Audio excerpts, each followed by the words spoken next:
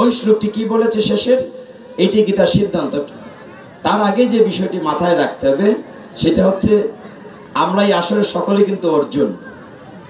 ভগবান শ্রীকৃষ্ণ গীতা জ্ঞানটি অর্জুনকে দিয়েছেন আজ থেকে 5443 বছর পূর্বে। আমরা এখানে সব অর্জুন। তো বলবেন যে মহিলারা কি করে অর্জুন হয়? শাস্ত্র বলছে মহিলা পুরুষ বলে কোনো কথা নাই, আমরা সকলেই প্রকৃতি, একমাত্র পুরুষ অনাদিরাদি গোবিন্দ পুরুষোত্তম শ্রীকৃষ্ণ। কাজেই আমাদের দেহ গঠন দুই রকম হতে পারে, কেউ ওই রকম কে এরকম, কিন্তু সকলেই কিন্তু অর্জুন। কাজে আপনি নিজেকে যখন অর্জুন মনে করবেন তখন গীতা জ্ঞানটি বুঝতে সহজ হবে। সঞ্জয় বলছে অন্ধরাজা ধৃতরাষ্ট্র জিজ্ঞাসা করছিল, হেরে সঞ্জয় বলো তো যুদ্ধে কারা জিতবে? সঞ্জয় বলছে সরাসরি বললে তার চাকরি নট হয়ে যাবে, কারণ সে তো জানে কারা জিতবে। সে একটু ঘুরাইয়ে পেঁচাইয়া গীতার 700 নং শ্লোকে বলছে, কি বলছে? ইয়াত্র কৃষ্ণ যুগেশ্বর ইয়াত্র পার্থ ধনুর্ধর তত্র শ্রী বিজয় ভূতির ধ্রুবা নীতির মতির মম। অর্থাৎ যে পক্ষে থাকে নেই কৃষ্ণ যুগেশ্বর, যে পক্ষে থাকে নার পার্থ ধনুর্ধর, সে পক্ষে শ্রী লক্ষ্মী বিজয় সম্পদ, সেই পক্ষে ধর্মনীতি ইহা মোর মত। একটু ব্যাখ্যা করে বলি। 700 নম্বর শ্লোক, উল্টা দিক থেকে আমরা শুরু করেছি। বলছেন সঞ্জয়, যে পক্ষে থাকেন কৃষ্ণ যুগেশ্বর। যুগেশ্বর শব্দটি মনে রাখবেন। যুগেশ্বর মানে সমস্ত কৌশলের যিনি মহারাজা, সমস্ত টেকনিক যিনি জানেন, কৃষ্ণ। কৃষ্ণকে বলা হচ্ছে যে পক্ষে কৃষ্ণ যুগেশ্বর থাকেন সেই পক্ষে শ্রী থাকবে, লক্ষ্মী থাকবে, সম্পদ থাকবে, ধর্মনীতি থাকবে, বিজয় থাকবে। তার মানে সে সরাসরি বলে নাই কারা জিতবে, কিন্তু ইঙ্গিতে বলছে যেদিকে কৃষ্ণ থাকবেন সেই পক্ষের জয় হবে। আচ্ছা, আমরা জাগতিক জগতে কেন গীতা দরকার এই শ্লোকের অর্থটা বলি। আমরা যারা আসরে আছি কিংবা যারা নাই দূর থেকে শুনছি, আমরা কি শ্রী চাই না? শ্রী মানে সুন্দর। কত ফেয়ার অ্যান্ড লাভলি মাকে শ্রী সুন্দর রাখার জন্য চাই না কিনা? নিশ্চয়ই চাই। আমরা লক্ষ্মী চাই কিনা? নিশ্চয়ই চাই। আমরা বিজয় চাই কিনা? নিশ্চয়ই চাই। আমরা সম্পদ চাই কিনা? নিশ্চয়ই চাই। গীতার সিদ্ধান্ত আমার কথা না, গীতা বলছে তুমি যদি শ্রী চাও, লক্ষ্মী চাও, বিজয় চাও, সম্পদ চাও, ধর্ম চাও, কৃষ্ণকে তোমার পক্ষে রাখতে হবে। এখন আজকে আসর থেকে আমরা উঠে সিদ্ধান্ত নেব কৃষ্ণকে কি করে পক্ষে নেওয়া যায়। দুই রকম হতে পারে। আমাদের বাড়িঘরে যদি মারামারি লাগে, আমার পক্ষে কে লাঠি নিয়ে আসে? আমার আপনজন। কোর্টে যদি মামলা হয়, আমার পক্ষে কে সাক্ষী দেয়? আমার আপনজন। আরেকটা পক্ষ নেওয়া যায় যদি টাকা দিয়ে বুকিং করা যায়, কিন্তু কৃষ্ণকে তো এরকম সুযোগ নাই তাহলে টাকা দিয়ে আমরা পক্ষে নেব। there is no scope to give something the Almighty Sri Krishna because he is not a living person like us. কিন্তু আমাদের মতো মানুষ না, বলি কিছু দ্বারা এলাম বেটা তুই আমার পক্ষে যাবে।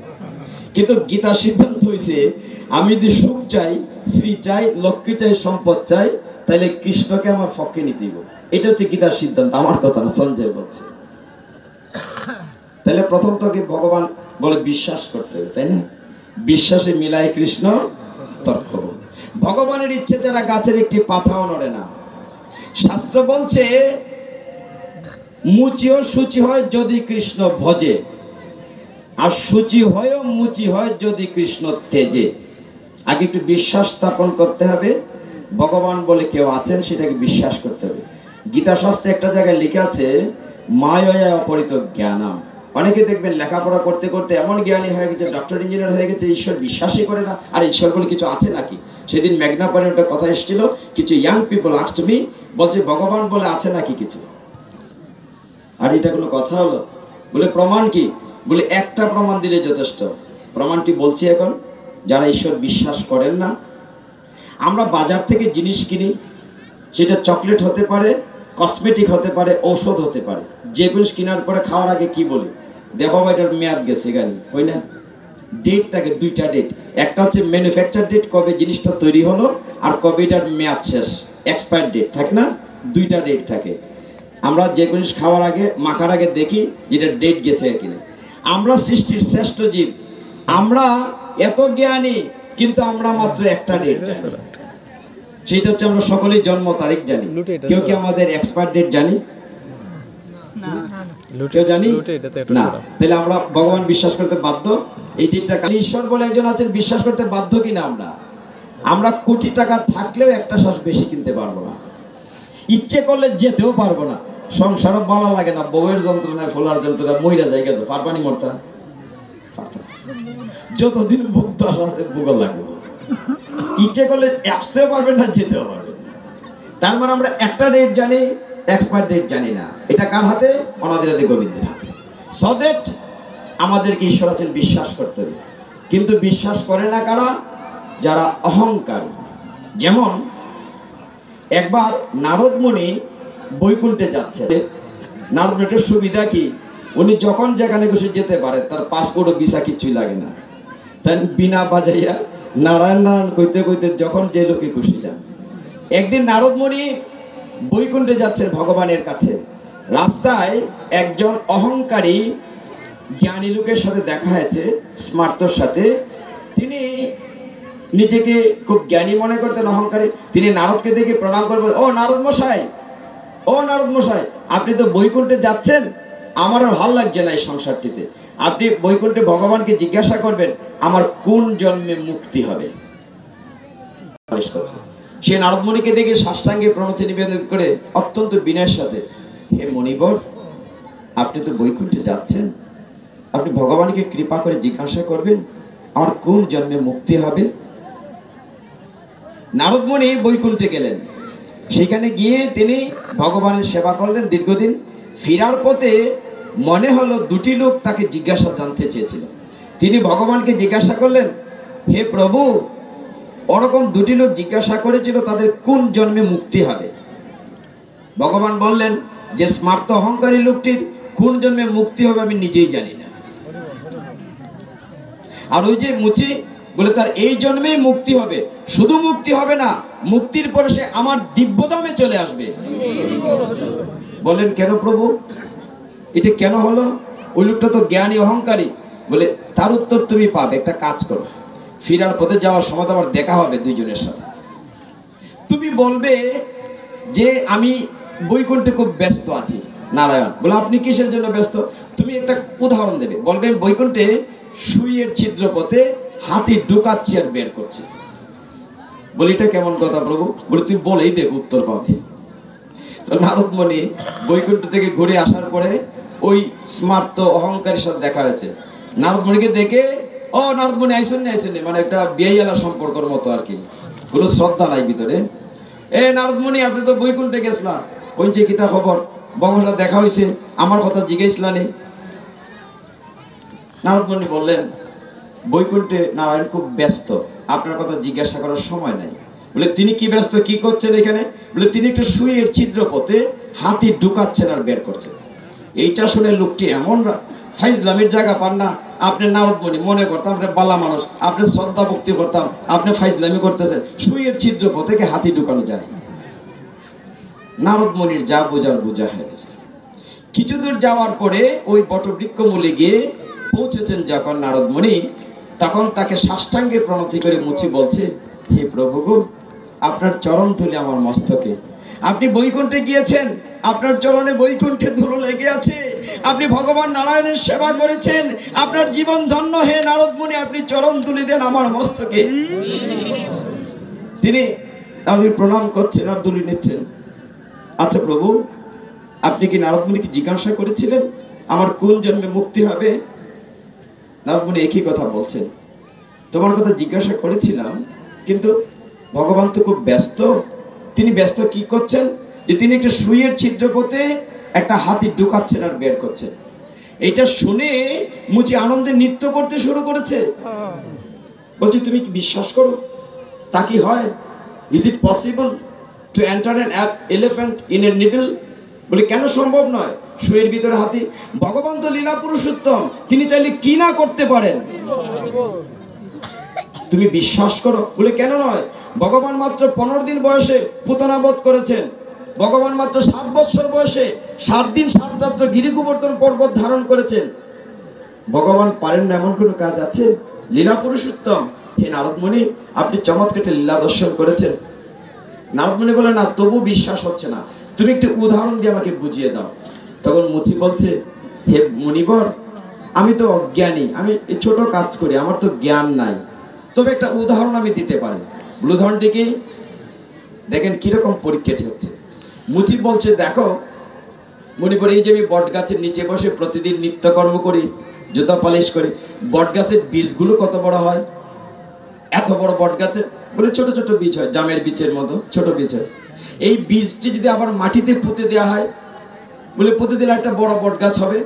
তাহলে ভগবান যদি এত বড় বট বৃক্ষ যদি একটা বীজের ভিতরে রাখতে পারেন, তো সুইয়ের ভিতরে তো হাতে কিছুই না। হরি বল। তার মানে ভগবান আগে বিশ্বাস করতে হবে, জন্মে মুক্তি হবে এবং তুমি আমার ভগবত ধামে চলে আসো। তাহলে আমরা ভগবান প্রথম বিশ্বাস করে বসতে হবে। বৈশাখ জ্যৈষ্ঠ মাসে আকাশের ঠাডা পরে বিজলি দেয়, তখন হন লাগে না, ঠাকুরের নাম লো, বিজলি পড়লো এবং রাম রাম রাম রাম রাম নাম হয়, ঠাডাও শেষ, রাম রামও শেষ। শস্ত্রাণি ন এনম দহতি পাবকহ ন চৈনম ক্লেদয়ন্তপ ন সুশৈতি মারুতহ। অর্জুন, আত্মাকে অস্ত্র দিয়ে কাটা যায় না, আগুনে পোড়ানো যায় না, জলে ভিজানো যায় না, বাতাসে ওড়ানো যায় না, আত্মা অবিনশ্বর। তুমি যদি মারো, দেহটাকে মারো। তোমরা যে আত্মাটি কেমন?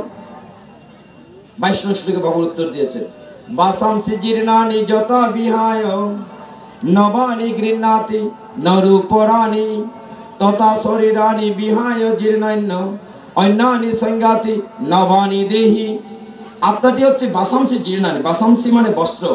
বস্ত্র যখন পুরনো হয় আমরা ছেড়ে দিয়ে নতুন কাপড় পরি, ঠিক তেমনি এই দেহটা যখন পছন্দ হবে না আত্মার, এই দেহটি ছেড়ে দেবে, আরেকটা দেহ ধারণ করবে। আমরা ওই যে সুনীল প্রভু বলে গেছেন 84 লক্ষ জুনি পরিক্রমায় ঘুরছি, কখনো গরু ছাগল বেড়া কৃমিকীট। আমরা কিন্তু ভগবানেরই অংশ, জীবাত্মা পরমাত্মার অংশ। আমরা ভগবত ধামেই ছিলাম। মনে করেন একটা 5 তলা ভগবত সঙ্গ করি, তাহলে আমরা 5 তলায় পৌঁছে যেতেও পারি। আবার নিচে পড়লে কি হবে? ওই আবার পুনরপি জনম পুনরপি মরণ পুনরপি জননী জঠরে শয়ন, আবার জন্ম মৃত্যুর চক্রে ঘুরতেই থাকতে হবে। আবার গীতায় আসি, অর্জুন যুদ্ধ করো। আমি তোমার কথা শুনবো না। মানে ভগবান আর কৃষ্ণ তখন পিটাপিটি, 71 বয়স 73 বয়স। তুমি কে? তুমি কি আমার ভগবান নাকি? তুমি আমার গাড়ির ড্রাইভার, তোমার কথা আমি শুনবো না। তুমি তো আমার মতোই মানুষ, তোমার তো 2টা হাত, ভগবানের তো অনেকগুলো হাত থাকে, তোমারও 2টা পা। তুমি বরঞ্চ, আমি বরঞ্চ রাজার ছেলে, তুমি বরঞ্চ ওই কংসের খাড়া গেল রাত খেলা তখনের সময় জন্ম নিছ, তুমি আমি এক নানি। ভগবান বলেন, অর্জুন এই ভুলটা সকলেই করে। মানুষ আকৃতি বলছেন মূরা, ভগবান গীতায় বলছেন মূর্খ। আমার মানুষ লীলা দেখে আমাকে মানুষ ভাবে, এটা মূরা। অর্জুন তুমিও ভুল করেছো। 4th অধ্যায় জ্ঞান যোগ 9 নং শ্লোকে ভগবান বলছেন, জন্ম কর্ম চমে দিব্যম এবমিউ ব্যক্তি তত্ত্বতঃ ত্যক্তা দেহম পুনর্জন্ম ন ইতিমামেতি সু। অর্জুন, হে অর্জুন, আমার জন্মকর্ম দিব্য অলৌকিক, এবং যে শুধু এই জ্ঞানটি বুঝে ত্যক্তা দেহম, দেহ ত্যাগ করার পরে আর জ্বালাময় জগতে আসতে হয় না, সে আমার দিব্য ধামে চলে আসে। তাহলে কি বুঝতে হবে? ভগবানের জন্য। অর্জুন তুমি ভুলে গিয়েছো, যেদিন কংসার কারাগারে ভাদ্র মাসে কৃষ্ণপক্ষের অষ্টমী তিথি রোহিণী নক্ষত্রে আমার জন্ম হয়েছিল, মানে আবির্ভাব হয়েছিল, তখন আমি 4 হাত নিয়ে আবির্ভূত হয়েছিলাম, শঙ্খচক্র গদাবদ্ধ রূপ ধারণ করে, দেবকী বসুদেবকে বুঝানোর জন্য। অর্জুন বলে, তাও শুনি না বা তোমার কথা, চলো বাড়ি চলো, যুদ্ধ করবো না। কৃষ্ণ বলেন, কেন শুনো না? বলে, শুনবো কি করে, আমরা তো মায়াবদ্ধ জীব। আচ্ছা, আমরা কি আমরা দাদাকে মারতে পারবো? আমার উস্তাদকে মারতে পারবো? আমরা তো মায়ার সংসার নিয়ে থাকি, আমরা কি মোহ ত্যাগ করা কঠিন? আমার রাজ্য সুখ দরকার নাই, প্রয়োজনে ভিক্ষা করে জীবন খাটাইব, ফিরে চলো। ভগবান বললেন, না, যুদ্ধ করতে হবে, কর্তব্য কর্ম করতে। তুমি ক্ষত্রিয়, তোমার কর্তব্য হচ্ছে অন্যায়ের বিরুদ্ধে, অসত্যের বিরুদ্ধে, অধর্মের বিরুদ্ধে থাকার কথা। 14 নং শ্লোকে প্রত্যেকটা গীতায় যে উপরে নিচে যদি অনুষ্ঠুপ ছন্দে হয়, প্রথম লাইনে লেখা আছে, ভগবান বলছেন, দৈবী এসা গুণময়ী মম মায়া দূরত্বয়া, যে আমার মায়া দৈবী অতিক্রম করা কঠিন। মানে ভগবান লিখেছেন গীতায়, বলেছেন, অর্জুন মনে করে দিয়েছে, কৃষ্ণ তুমি বলেছো তোমার মায়া অতিক্রম করা কঠিন। প্রপদ্যন্তে মায়া মেতাম তরন্তিতে, আমার কাছে যে আত্মসমর্পণ করে আমি তার মায়ার বাঁধন কেটে দেই। হরি বল। সমাধান আছে কিনা খুলে দেখেন গীতায় সপ্তম অধ্যায় জ্ঞান বিজ্ঞানের 14 শ্লোকে ভগবান প্রথম লাইনে বলেছেন আমার মায়া অতিক্রম করা কঠিন। পরে মহাভারত থেকে কাজ না করলে নিরস হয়ে যায়। মোহ কারণের সবচেয়ে কঠিন। এই যে আমার পোশাক আছে, আপনাদের যে পোশাক আছে, এটা আমরা ত্যাগ করতে পারি না। বাড়ি ঘর তো ত্যাগ করা দূরের কথা। মনে করে কাপড়টা তো ফুরানো, আর কয়দিন পরে জীবনে বিকুকে চাইলে দেই না। আবার দেখা যায় মাতা যেটা চিন্তা করো না, পুরানো হইলে এটা চিনতে একটু বেশি ভালো লাগে। সীতাজিরা পুরানো খুব সেবা পূজা করতেন, প্রজাদেরকে খুব আদর করতেন। ভগবান নারায়ণ আবির্ভূত বলছেন, রাজন আমি তোমার সেবায় খুব খুশি হয়েছি, তুমি আমার কাছে একটি বর চাইতে পারো। রাজা বললেন, তুমি আমাকে একটি বর দেবে তো? বলে, হ্যাঁ নিশ্চয়ই দেবো, একটি বর চাও। রাজা কি করলেন, ভগবান নারায়ণকে বললেন, যদি বর এটা দিতেই হয়, আমাকে তুমি দেখা দিয়েছো, আমার রাজ্যের এই মশাগলি ভবানীপুরের সব এই গ্রামবাসী রাজ্যবাসী সবাই যেন তোমাকে দর্শন করে। তো ভগবান বলেছে, ঠিক আছে, কত তখন দিছি তো একটা কথা এখন লাগলো। সিদ্ধান্ত হইল আগামী অমুক তারিখ ভোর বেচেন সমুদ্র তীরে ভগবান দেখবেন। কিছুদূর যাওয়ার পরে দেখা গেল সাদা সাদা কি যেন চকচক করছে, টিলার মতো পড়ে আছে। রুফার টাকা ফুইরা রুসির ঠেকি মেঘে দেখিয়া আন্দিগুন্দি, তখন সূর্য ফুরা উঠছে না। প্রজারা দৌড় ফলাইছে, খারাগে কেটে আনতো। রাজা কয়, তোমরা হয়ে যাও রে, তোমরা না আমার সাথে ভগবান দেখতে যাবে? আরে ভগবান ফরে বাচ্চা থাকলে বুধবার দেখা যাইব, কিন্তু ফিরার পথে একটাও থাকতো না। আগে যা পারি পকেটে লইলাই। মাতাজিরাও আসলে বানতে শুরু করছে, অর্ধেক প্রজা কমে গেছে। কিছুক্ষণ যাওয়ার পরে দেখা গেল সোনার টাকার একটা টিলা ফিরে রয়েছে। এটা দেখিয়া বাকি যে প্রজা আছে সকলেই দৌড় লাগাইছে, এই তোমরা কই যাও, তোমরা না আমার সাথে ভগবান দেখতে যাবে? রাজা কর্কশ কণ্ঠে বললেন। প্রজা বলে, রাজামশাই জীবনে বহুবার কষ্ট করেছি, অনেক পরিশ্রম করেছি, এই সুযোগ জীবনে দুইবার আসবে না। এই যে সোনার টাকাগুলো পড়ে খার মাথাত কেটা ফাড়া দিয়া খার আগে কেটা যাইতো, ওই ফিরার পথে একটাও থাকবে না। সমস্ত প্রজা চলে গিয়েছে। রাজার মন খারাপ, সকলেই অর্থলুলুপ হয়ে সেদিক চলে গেছে। এখন ভগবানের কাছে কি জবাব দিবেন? বাম দিকে ছায়া দেখেন মহারানীর সাথে আছে। যাক বাবা, ইজ্জত একজনের রক্ষা করছে, অন্তত রানীমা আছে সাথে। তিনি রানীমাকে নিয়ে একদম সমুদ্রের কাছাকাছি যাচ্ছেন। সূর্য উঠি উঠি করছে, পূবাকাশে দিনমণি উদ্ভাসিত, সকালের সোনালি রোদ ঝিলিক দিচ্ছে। এমন সময় রানী দেখলেন সমুদ্রের একদম কাছে কি যেন ঝলসাচ্ছে, ঝিলিক দিচ্ছে, চোখে ঝলসকাচ্ছে, অনেকগুলো হীরা পড়ে আছে। এইটা দেখে রানীমাও দৌড় দিচ্ছে হীরা আনতে। রাজা বলছে, তুমি কই যাও? আঁচলে ধরে টান দিচ্ছেন, তুমি না আমার সহধর্মিনী, তুমি কোথায় যাচ্ছ? রাজা প্রণাম করেছে। তখন নারায়ণ জিজ্ঞাসা করেছেন, হে রাজন, তোমার প্রজারা কই? বলে ডেকেছে। যে নারায়ণ ডেকেছে, আমাদের রাজা যমরাজের কি কোনো জ্ঞান তোমাদেরকে দিয়েছে? এই লোকটিকে তোমরা জমালয়ে নিয়ে যাচ্ছ কেন? বলে, কেন নেব না, সারাটা জীবন অন্যায় করেছে, নিজের ঘরে সতী সাথী স্ত্রীকে ত্যাগ করে বেশ্যারমণিকে বিয়ে করেছে, চুরি করেছে, ডাকাতি করেছে, ইত্যাদি ইত্যাদি। তবে তাকে তোমরা জমালয়ে নিয়ে আসবে। শাস্ত্রের সিদ্ধান্ত, দুর্লভ মনুষ্য জন্ম পেয়ে যদি আমরা এই জন্মটিকে কাজে না লাগাই, আমরা জমালয়ে যাব। হিসাব করা, তুমি আমি একই রকম, একই বয়সে, ওরা তো তোমার জন্মের বহু আগে ছিল, তাদেরকে কি করে জ্ঞান দিলে? বলে, ওই জায়গাটি তুমি আমারও ভুল করছো। তোমার আমার বহুবার জন্ম হয়েছে। এই যে মাঠের রাজারা দেখছো, তারা পূর্বেও ছিল, এখন আছে, ভবিষ্যতে থাকবে ভিন্ন রূপে। তোমার পূর্বের জন্মের কথা মনে নাই, আমার মনে আছে। গীতার শুরুতে ভগবান যখন এই কথাটা বলেছেন, এটি অত্যন্ত গুরুত্বপূর্ণ একটি বিষয়। আমাদের সনাতন ধর্মে একটা অতিরিক্ত বিষয় আমরা বিশ্বাস করি, তার নাম হচ্ছে পুনর্জন্ম। অন্য ধর্মে পুনর্জন্ম বিশ্বাস করে না। কেন বিশ্বাস করি? ভগবান নিজে গীতার শুরুতে কথাটি বলেছেন যে তোমার আমার বহুবার জন্ম হয়েছে, আমার মনে আছে, তোমার মনে নাই। অর্জুন, তুমি উঠো। এই জ্ঞানগুলো নবম অধ্যায়ে বলছেন, চমৎকার বলছেন ভগবান। অর্জুন, আমি বলবো না, প্রতিজ্ঞা করে আমি বলবো না, তুমি জগৎবাসীকে বলে দাও। কৌন্তেয় প্রতিজানিহি নমে ভক্ত প্রণশ্যতি। 31 শ্লোকে, আমার ভক্তের কখনো বিনাশ হয় না। উদাহরণ, মহাভারত। একদিকে 100 পুত্র, দুর্যোধন, দুঃশাসন, বড় বড় সেনাপতি, বিশ্বদেব, অমর, পিতা শান্তনুর আশীর্বাদ ছিল, স্বেচ্ছামৃত্যু, ইচ্ছে না হলে কেউ মারতে পারত না। দ্রোণাচার্য, কৃপাচার্য, অশ্বত্থামা, জয়দ্রথ, কর্ণ, বড় বড় বীর, 11 অক্ষয়ণী সৈন্য, 11 লক্ষ মনে করেন। আর একদিকে মাত্র 7 লক্ষ। আর কিতা মাত্র 5 ভাই, এরা 100 ভাই, এরা 5 ভাই, এরা বড় বড় সেনাপতি, এরা কিছু নাই।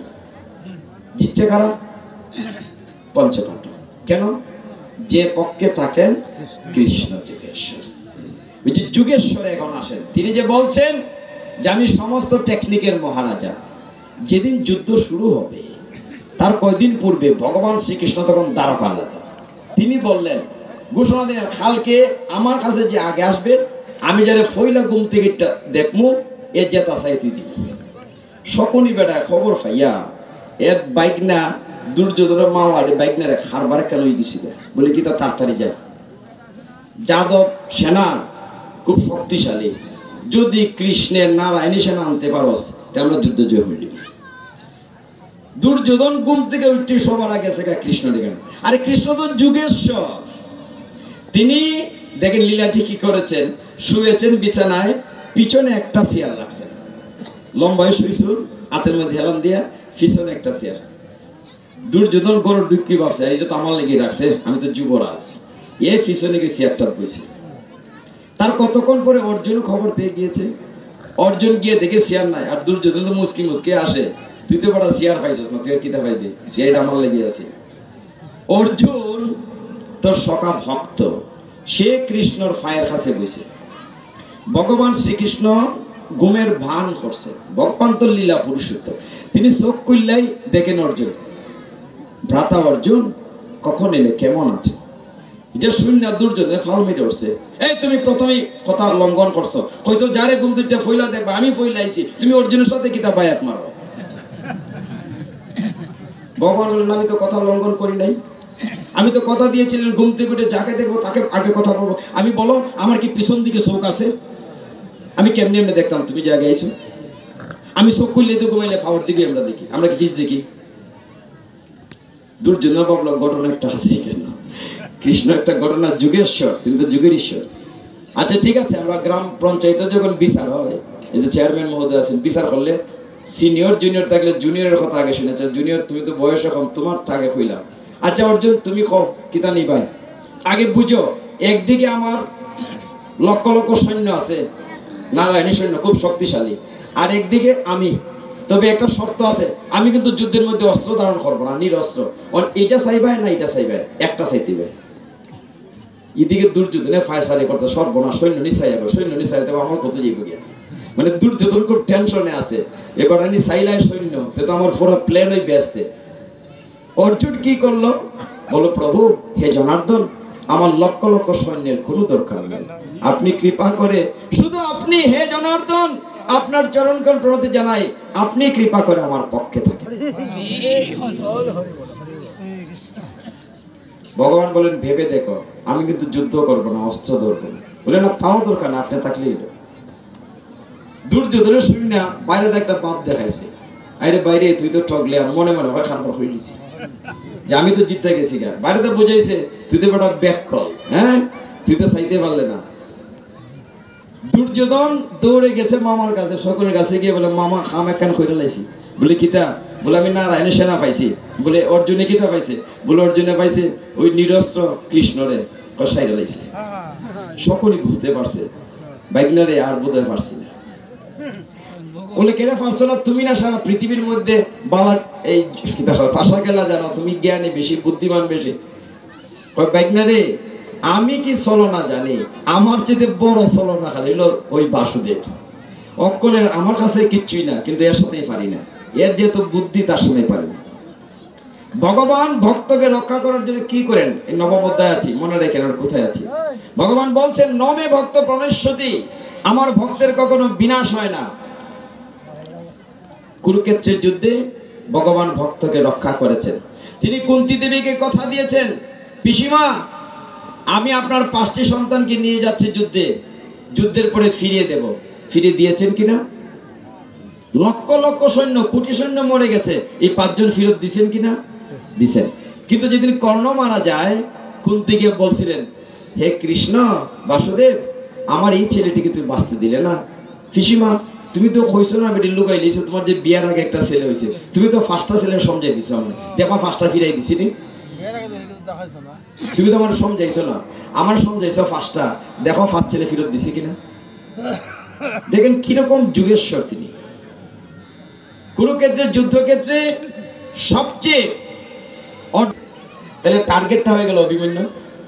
অভিমন্যুর কারণে তার বাইরে বাঁচাইতে পারতেছে না। দুর্যোধন তারা কইল যে অভিমন্যুর আগে মারণ লাগবে। ইত্যবসরে কিন্তু বিশ্বদেব নাই। তাহলে কি করে মারা যাবে?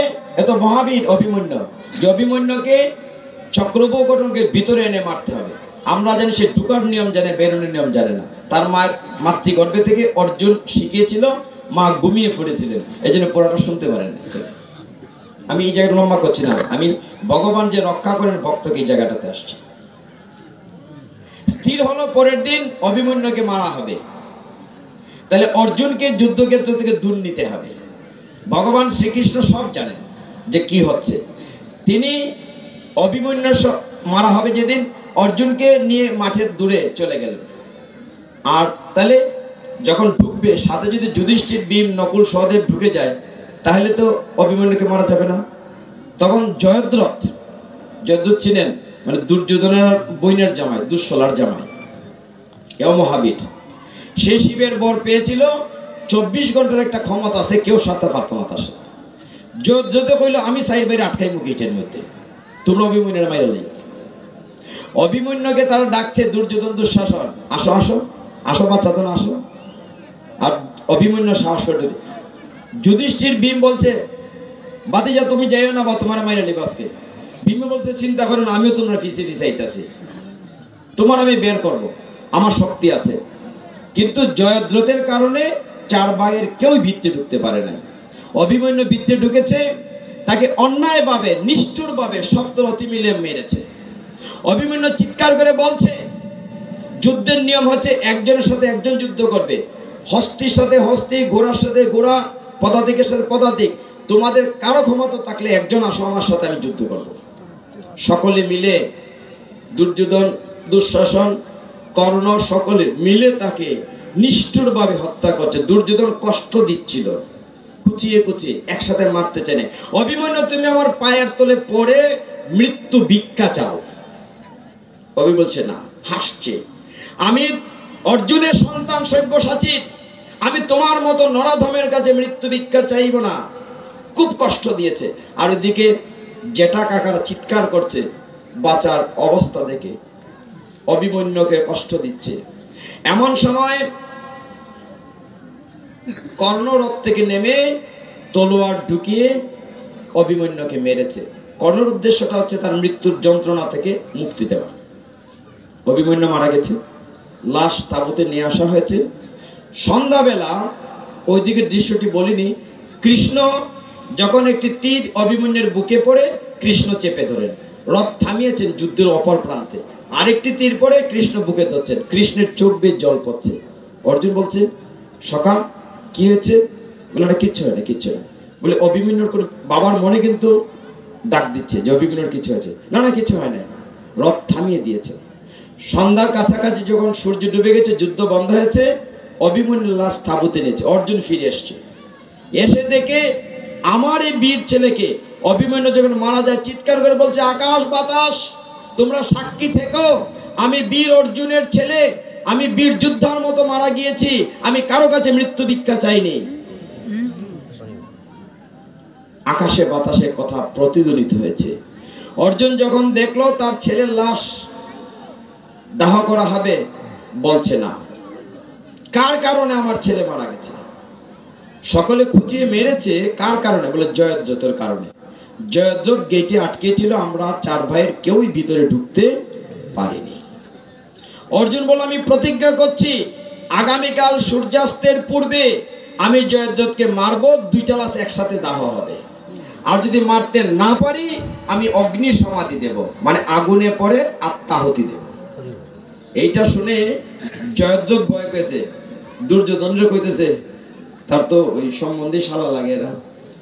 বাইরে আমি বাঁচবো কেমনি, অর্জুনের যে প্রতিজ্ঞা করছে, ও তুমি চিন্তা করো না, মাঠের বাইরে তাবর ভিতরে লুকাই রাখবো পাহারা দিয়ে, সূর্যাস্ত পর্যন্ত তো অতক্ষণ আমরা অর্জুনকে আটকাইতে পারবো, তুমি চিন্তা করো না।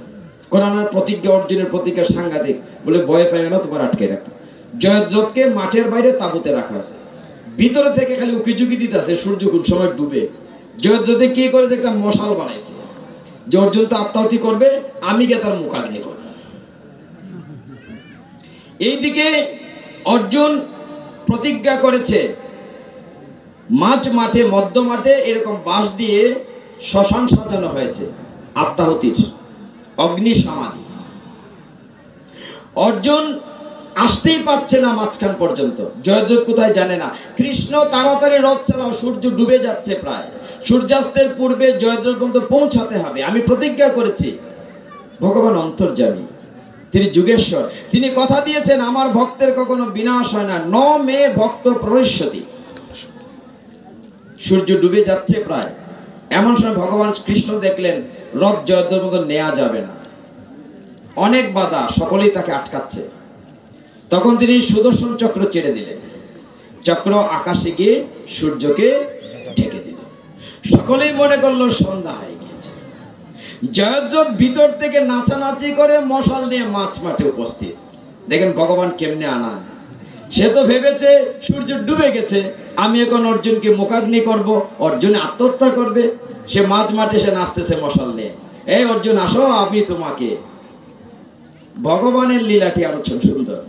রথ মাঝ মাঠে গিয়েছে, সকলেই বুঝতে পেরেছিল অনেক উপরে দেখলাম সূর্য, হঠাৎ করে সূর্য তো ডুবে যাওয়ার কথা না, দেয়ার ইজ সামথিং, ডালমে কুচ কালা হ্যায়, কিছু একটা হয়েছে।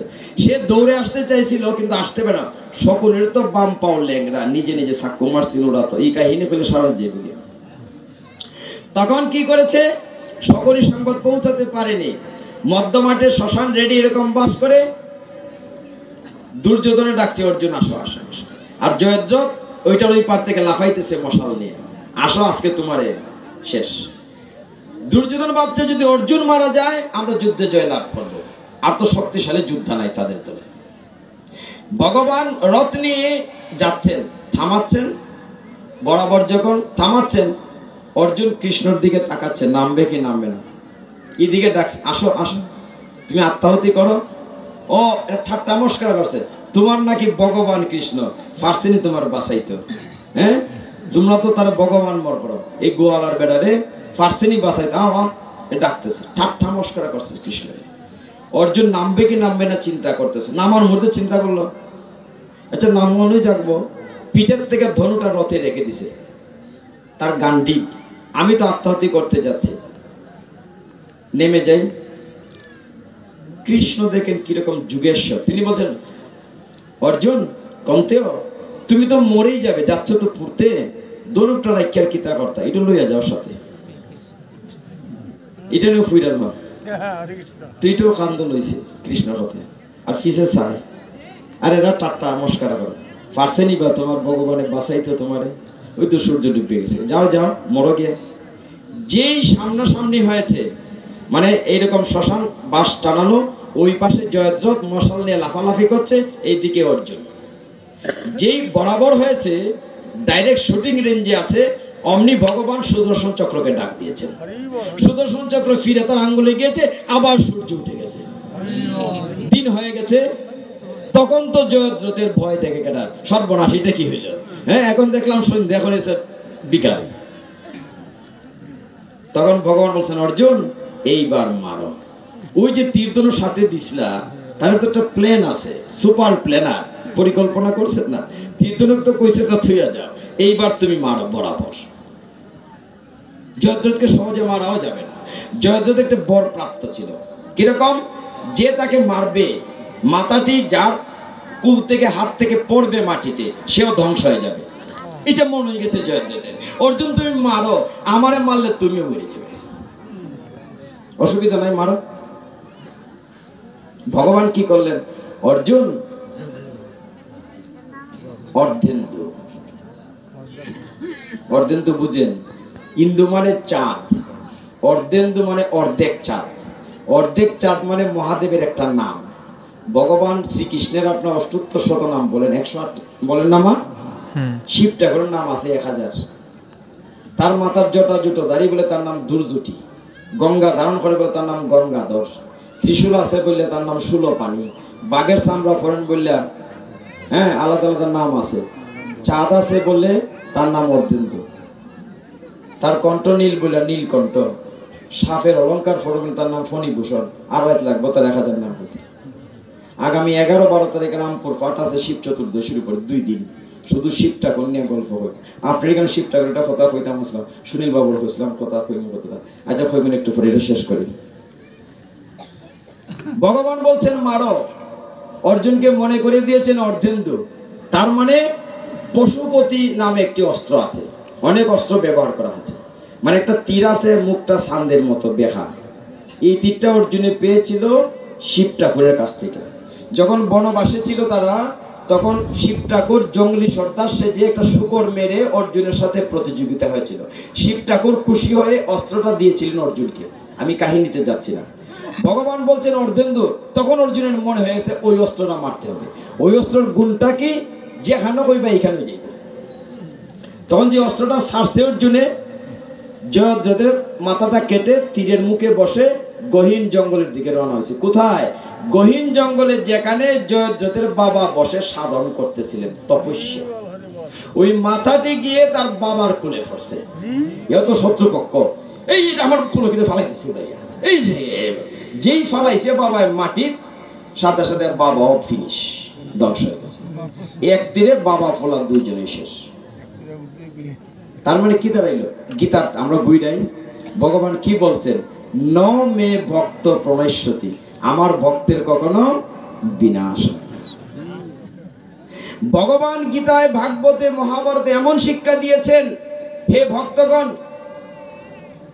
আমাকে আর একটু আগের থেকে সময় দিলে বোধহয় ভালো ছিল, সময়টা অনেক কম হয়ে গেছে। বলছেন তুমি যদি ভগবান কিন্তু সামান্য কিছু দেন, ভগবান তার 1000 গুণ 1,00,000 গুণ ফিরিয়ে দেন। আমরা কৃপণতা করি, লক্ষ লক্ষ টাকা রোজগার করি, উৎসবের চাঁদার গেলে না বাবা এখন আয় রোজগার দেওয়া যেত না, ব্যবসা ভালো চলে না। পূজা পার্বণ মন্দিরের কাছে গেলে না না আমার এখন টানা টানি যাইতেছে। আরে টানা টানি যাইতেছে, যাই পাইছো তুমি কি লই আইসলাই কিছু সাথে? ল্যাংটা আইসো, ল্যাংটা যাই ভাই। যা দিছেন ভগবান এইখানে তো দিছেন, যা পাইছো তো এইখানেই পাইছো। ভগবানেরটা ভগবানকে দিতে গিফট আমি কোনো খেললে গিয়া কোনো কোনো সব মুঝে এমনি থুয়ে দেন গিয়া, কেউ তো দেখছে না, অসুবিধা নাই। একজন তো দেখে দিছে তো একটা। তারপরে ও আম গাছও বউ লাইছিনি, এখন পঞ্চমী গেছে কেনা, শ্রী পঞ্চমী। আসরটা এখনো ভালোই আছে, আশা করি শেষ পর্যন্ত যাবেন না। আরেকটু সময় আমের বোলটা মনে হয়েছে কইলে পরে ভুলে যাব। একটি আসরে আমরা যদি ভগবানের সেবায় নিজেকে লাগাতে চাই, পূর্ণ ফল লাগাতে হবে। একটা পাটের আগা থেকে শেষ পর্যন্ত থাকতে হবে। অপূর্ণ ফল ভগবানের সেবায় লাগে না। সকলেই পূর্ণ হতেও পারে না। কেন পারে না? যখন আম্র মুকুল আসে, সব মুকুল কিন্তু আম হয় না, কুয়াশায় জ্বরে যায়, খরায় জ্বরে যায়। আবার কিছু মুকুল থেকে যদি টিকরাম হয়, তফানে পড়ে। ওইটা বলার জন্য বলছি। একবার অনেক বড় আশের কোণা থেকে এক মাতা যে রাত্রিবেলা পাঠাচ্ছে, উঠে যাবে, ঘুমে ধরেছে বা বাড়ি যাবে, ওই কোণা থেকে বলতেছে হাই হাই কমলার মা, হাই ওঠ বাড়ি যেতে হাই। আবার আমার দিকে চায়, ফাটকিনি দেখে হাই হাই কমলার মা। নিজে তো যাইবো আরেক ভিডিও লই যেতেছে, আবার চাইতেছে আমি দেখি, আমি তো দেখতেছি সব দিকে হাই হাই কমলার মা। এইটা করলে হবে না, শেষ অবধি ফল পূর্ণ হতে হবে। যা হোক, তবে পাঠের আসলে কলির 2টা সন্তান আছে, 2টা মেয়ে। এরা কিন্তু অ্যাটাক করে। একটা হচ্ছে আলস্য বা হাই, আরেকটা হচ্ছে নিদ্রা। কলির 2টা মেয়ে পাঠের আসরে অ্যাটাক করে, ওইখান থেকে সাবধান থাকতে হবে। দেখবেন এই ঠাকুর ঘরে যারা সেবা পূজা নিয়মিত করেন, দেখবেন ঠাকুর ঘরে গেলে মনে হয় কেমনে তাইশ করে খালি বাড়ি যেতে আমরা ঘন্টা বাজাইয়া। আর গোপাল বেটা তো পিতলের মূর্তি, আটবারে বই দিছে, একটু চিনি দিলেও চলে, না দিলেও চলে, হয় না তো ফেটে বুক লাগছে। আবার আমরা কিন্তু খলিজা মনটা বড় আছে, ভবানীপুর না সারা বাংলাদেশের মনটা বড় কেটে একটু বাতে সাথ দিছি ভগবানের কুষ্টিতে ঠাকুর ঘর দিয়া নিমন্ত্রণ আবার 1000 লোক দিই। আসেন নিত্যানন্দ প্রভু, আসেন অদ্বৈত প্রভু, আসেন 66 মহন্ত, আসেন গুরুবর্গ, সকলেই খান দিছি কিন্তু খোলা অবদান।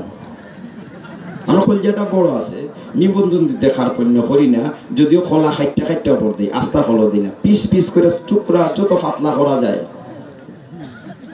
খাটটা দিতাম রে বা। আমি কি খোলা আনছিলাম ওই জন্মের আগে পূর্বতনতে আনছিলাম, ঠিক ওই জায়গাটিতে আসতে। আমার কথা রাগ করি না, আমি আপনাদের সন্তান, আমি খুব বাস্তব কথাগুলো কইতেছি। আমরা গীতায় ফিরে আসি। অর্জুনকে তিনি রক্ষা করেছেন নমে ভক্ত প্রণশ্বতী।